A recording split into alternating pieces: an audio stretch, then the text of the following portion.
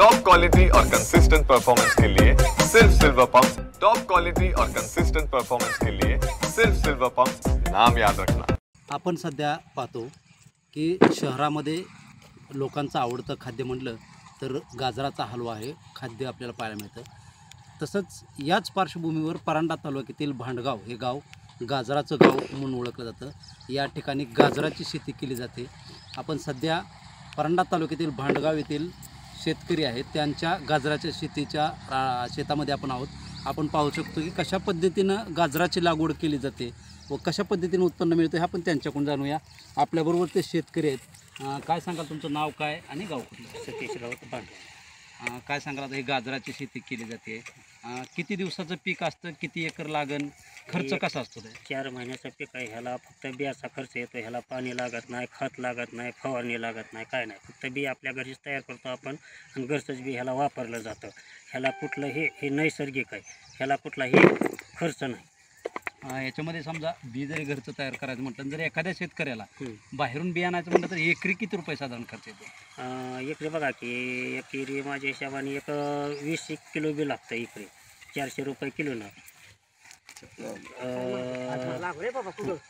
अशा पद्धतीने खर्च आहे। उत्पन्न काय मिळू शकतं?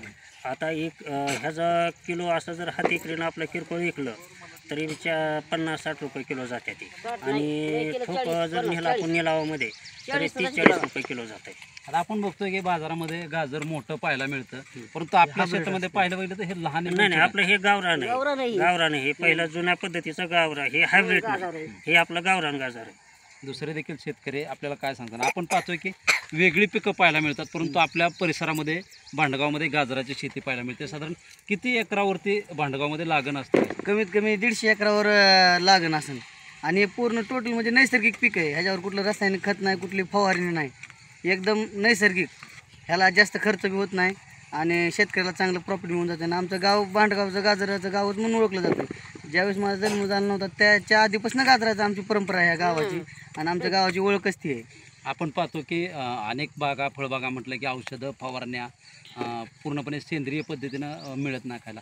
ह्या फळाबद्दल काय सांगाल? काय ह्या फळाबद्दल म्हणजे एक नंबर, त्यात कसलाच रासायनिक खत नाही, काहीच नाही, एक नंबर नैसर्गिक। त्याला एक तुम्हाला 10 रुपये सुद्धा औषध टाकायची गरज नाही, पूर्ण टोटल नैसर्गिक। आणि बाजारभाव बी चांगला असते, शेतकऱ्याला बी एकरातून 1.25 लाख ते 1.5 लाख रुपये मिळते ते एकरा मागं, आणि खर्च पण कमी होतो। सध्याच्या परिस्थितीला काही पण करायचं म्हणलं तर शेतकऱ्याचा भरपूर खर्च होतो आणि रासायनिक खताचा तर वापर अतिप्रमाणात केला जातो। तसा ह्याच्यावर 1% सुद्धा रासायनिक खताचा वापर होत नाही। याच्यामध्ये पाण्याचा भाग असतो, या पिकाला प्रत्येक पाणी लागतं, परंतु या पिकाला पाण्याचं कसं नियोजन? या पिकाला म्हणजे एक पाऊस जर पडला तर झालं, त्याच्या विषयाला ह्याने ह्या पिकाचं कसं आहे, जास्त पाणी दिलं तर ह्याचा गोडवा निघून जातो, त्यामुळे प्रॉपर ह्या पिकाला जास्त पाणी लागतच नाही। 4 महिन्यात पीक हे आपल्या हातात येतं। बाजारभावामध्ये काय भाव मिळतो सध्या या गाजरांना? ह्या बाजारभावामध्ये सरासरी निलावा जर गाजर टाकली तर 30 रुपये 25 रुपये किलो भाव भेटतो। जर त्या शेतकऱ्याने आपल्या स्वतः हात विक्रीने गाजर विकली तर 50-60 रुपये किलो आरामशीर गाजर जातात। नक्कीच आपण पाहतोय की ज्या भांडगावची ओळख म्हणून गाजराचं गाव म्हणून ओळखलं जातं, यामध्ये जवळपास 150 एकरावरती या गाजराची लागण केलेली आहे। कमी पाण्यामध्ये येणारं पीक असून कमी खर्चामध्ये ही शेती केली जाते व ह्या गाजराला अतिशय गोडी असून सध्या महाराष्ट्रभर या गाजराची मागणी आपल्याला पाहायला मिळत आहे। कॅमेरामन शिवाजी पाडवेसह शीतलकुमार मोठे, TV9 मराठी, भांडगाव, परांडा।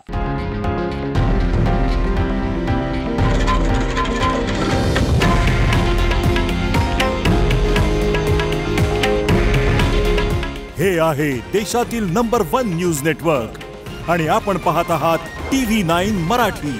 काळजी तुमची, हित महाराष्ट्राचं।